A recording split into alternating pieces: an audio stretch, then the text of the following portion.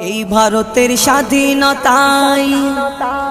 ভারতের স্বাধীনতায় কত হয়েছে সংগ্রাম, কত হয়েছে সংগ্রাম। তখন সবাই ছিল ভারতবাসী, ছিল না হিন্দু মুসলমান।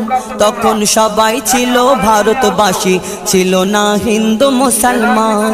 আজ ইতিহাস থেকে দিচ্ছে মুছে মুসলিম সংগ্রামীদের নাম, মুসলিম সংগ্রামীদের নাম। অবদানের বদলে আজকে তাদের করছে অপমান, অবদানের বদলে আজকে তাদের করছে অপমান। তখন না ছিল ওই বাংলাদেশ, না ছিল পাকিস্তান।